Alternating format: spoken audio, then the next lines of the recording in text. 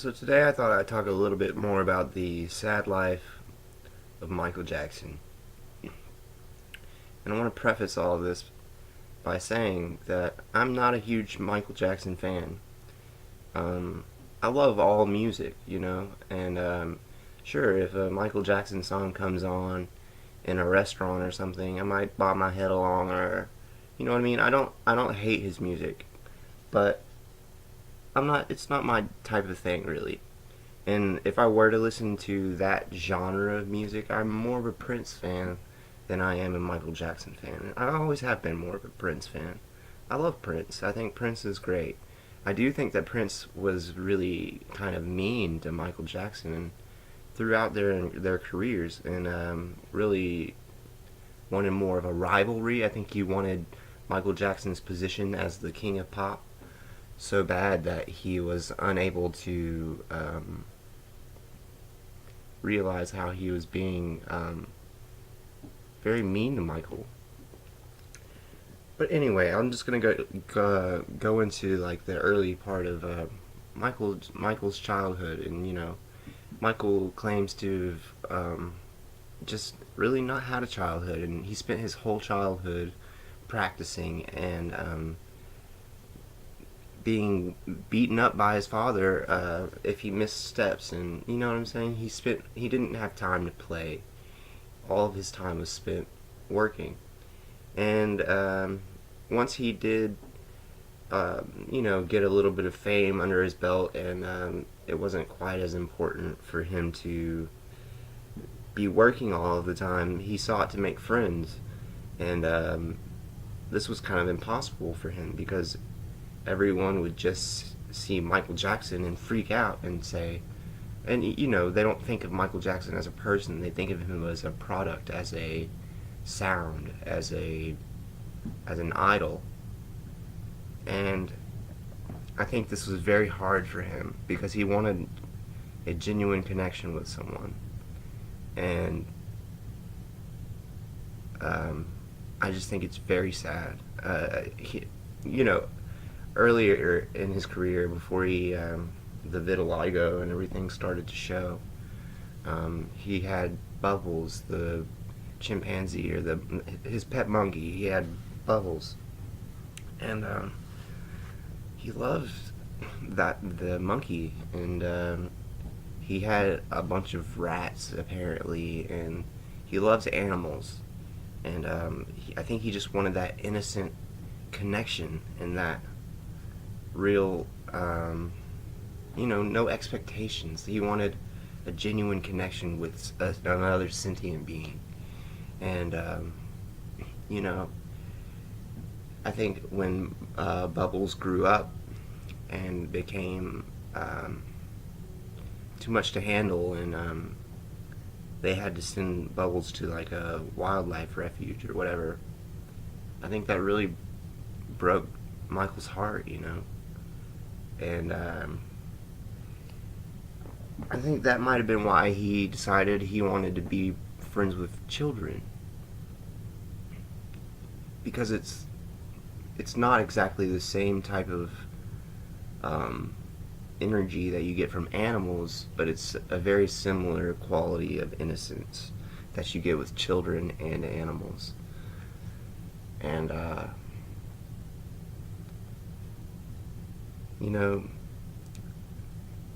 think the hardest thing for Michael was being accused of being sexually attracted to children. And though his taste in art and his, just the things that he would get involved in may have not looked good for his case. But I don't think that he really had the social.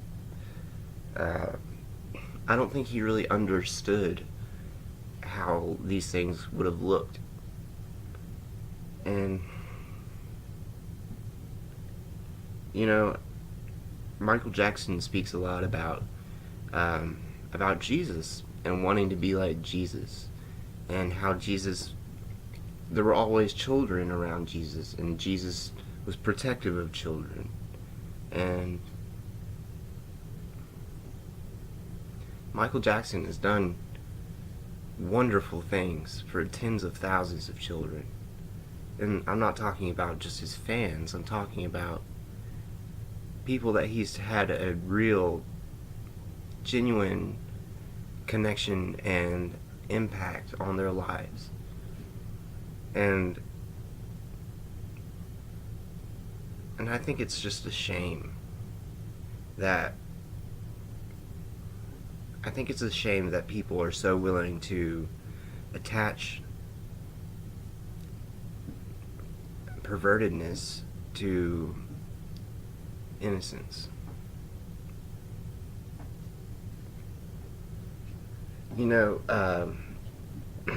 I think Michael Jackson was a huge Prince fan. He named his first son Prince, and he wanted Prince to do the song "Bad" with him and do the video and everything. And Prince's response to this was, the first line in that song is, "Your butt is mine." And Prince was like, well, who's going to sing that to who? Because I'm not going to sing it to you, and you're not going to sing it to me. And, to that, I have to say this. Prince, you've done a lot of gay shit in your career. You know, what about the song "If I Was Your Girlfriend"? Or, "In Raspberry Beret," "In Through the Outdoor." Or, you know what I'm saying? You've done a lot of stuff that could be taken as being pretty fruity, bro. So, for you to just shit on Michael for a song lyric that Michael probably wouldn't have even thought of as being sexual, because he is such an innocent and not sexual person, it just really frustrates me, and it kind of angers me. It makes me disappointed in Prince, because I truly think that Michael Jackson probably has the saddest life of any celebrity that I can really think of, because he never had a genuine friend. Even the children that you watch him playing with in videos at Neverland Ranch, they all call him jerk or applehead, or or just not nice stuff. There's a video of a kid cracking an egg on Michael Jackson's head, and Michael Jackson just lets him do this. And I don't think that I think that he's so giving with these children that it's taken advantage of, and that they don't necessarily reciprocate the kind of genuine connection that Michael is looking for. And it's really just sad to me. Because the children aren't doing it to be mean, but I just don't think that Michael ever really got what he deserved in the ways of a genuine connection with a friend, with another person that would just see him as being a normal, everyday person. And it really is a bummer. I'm gonna have to stop looking into this Michael Jackson thing, because honestly it bums me out. And I'm gonna put a Macaulay Culkin interview with Larry King in the description. Leave me a comment if you think that Michael Jackson was guilty, or you agree with me, or whatever. But if you do think that he was guilty, I challenge you to go back and to listen to the interviews, and I want you to think about every question that the interviewer is asking him, and how, if someone were asking you these questions, how would you respond to them? And then I want you to take into account Michael Jackson's extremely strange and eccentric life. And I think things start to make more sense. And I'm just very sorry that